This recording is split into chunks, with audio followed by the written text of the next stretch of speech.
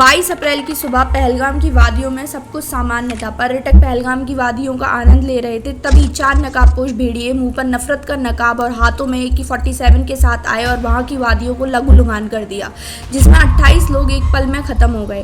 क्या गुनाह था उन 28 लोगों का? क्या कसूर था उन बेकसूर लोगों का? क्या उनका सिर्फ यही कसूर था कि वो एक हिंदू थे?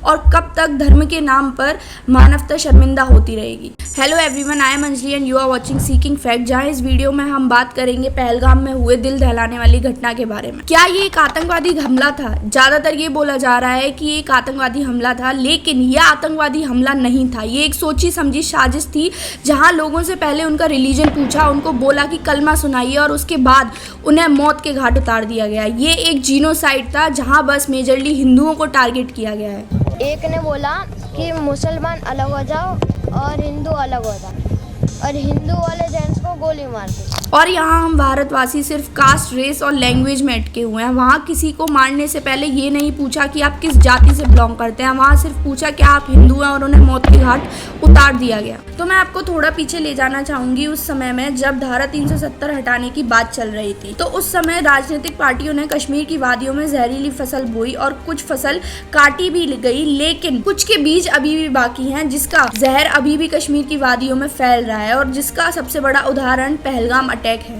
जानकारी के अनुसार जो 4 भेड़िए आए थे, उनमें से 2 लोकल और 2 पाकिस्तान के थे। और इस अटैक की जिम्मेदारी रेजिस्टेंस फ्रंट नाम की एक ऑर्गेनाइजेशन ने उठाई है, जो लश्कर ताइबा का एक राइट विंग है। अटैक का कारण गैर मूल निवासियों की मौजूदगी का विरोध बताया जा रहा है, और ऐसा ही कुछ विरोध उमर अब्दुल्ला की पार्टी के एक MP ने भी जताया है, जहां उन्होंने टूरिज्म को कल्चरल इन्वेजन बोला है। इस घटना को घटित होने से पहले भी कुछ ऐसी घटनाएं हुई जिसका इससे लिंक बिठाया जा रहा है, जैसे कि पाकिस्तान के chief of army Asim Munir का स्टेटमेंट आया और उसके कुछ दिनों बाद ही ये घटना हुई। इस समय पे PM मोदी भी सऊदी यात्रा पे थे और उसके साथ साथ USA वाइस प्रेसिडेंट इंडिया में यात्रा के लिए आए थे। और ये भारत का कुछ इतिहास रहा है कि जब जब अमेरिका से कोई महान हस्ती भारत यात्रा पे आती है तो भारत में कुछ ऐसे अटैक होते हैं। जब क्लिंटन आए थे तब भी ऐसा ही हुआ था। जब ट्रम्प 2020 में भारत यात्रा पे आए थे तब दिल्ली दंगे हुए थे अक्षरधाम में। और आज जब JD Vance vice president of America Bharat घूमने आए हैं तो ये पहलगाम अटैक हुआ। और यहाँ सवाल भारत की इंटेल और इंटेलिजेंस सिस्टम पर भी उठता है, क्योंकि हमें पता कैसे नहीं चला, क्योंकि पहलगाम का ये area highly deployed military area में आता है और ये हमेशा से सेंसिटिव जोन में रहा है।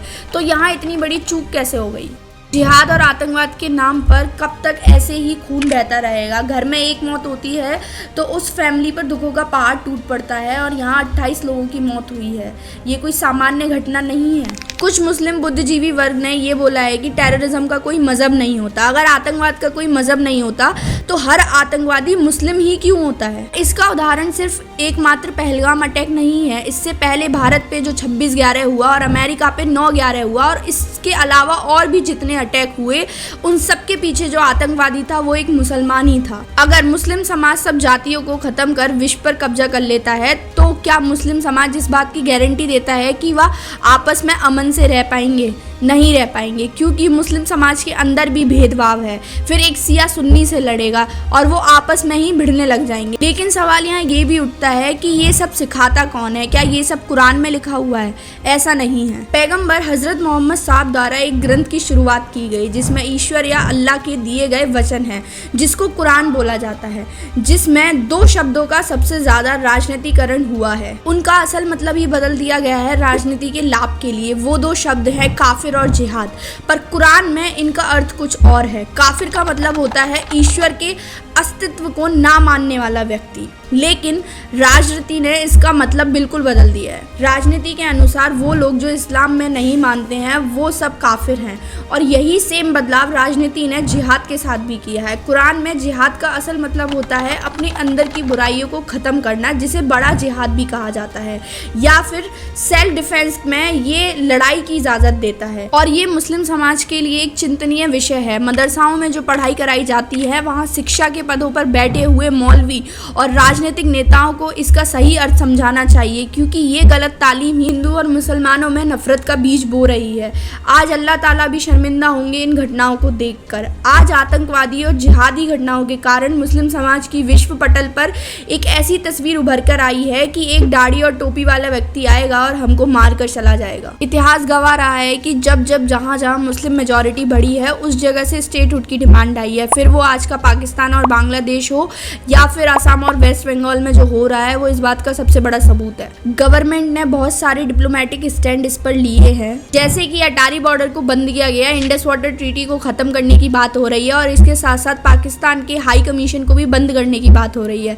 दिल्ली से पाकिस्तानी अधिकारियों को एक हफ्ते में वापस जाने को भी बोला गया है। इसके साथ साथ जितने भी पाकिस्तानी भारत में हैं उन्हें 48 घंटों के अंदर भारत छोड़ने की बात करी गई है। आइए समझते हैं कि क्या होता है Indus water treaty. Indus water treaty एक हिस्टोरिकल एग्रीमेंट है जो इंडिया और पाकिस्तान के बीच 1960 में साइन हुआ था वर्ल्ड बैंक के मीडिएशन से। ये ट्रीटी इंडस रिवर सिस्टम के पानी का डिस्ट्रीब्यूशन डिसाइड करती है। इस ट्रीटी के अंदर 6 रिवर आती हैं, जिसमें वेस्टर्न रिवर जैसे कि इंदस, झीलम और चिनाब जो पाकिस्तान के पास है, और ईस्टर्न रिवर जैसे कि रावी, ब्यास और सतलज इंडिया के पास है। लेकिन इन नदियों का 80% पानी जो है वो पाकिस्तान यूज़ करता है और सिर्फ 20% पानी इंडिया यूज़ करता है। लेकिन सवाल यहाँ ये भी उठता है, क्या ये डिप्लोमेटिक स्टैंड काफ़ी है?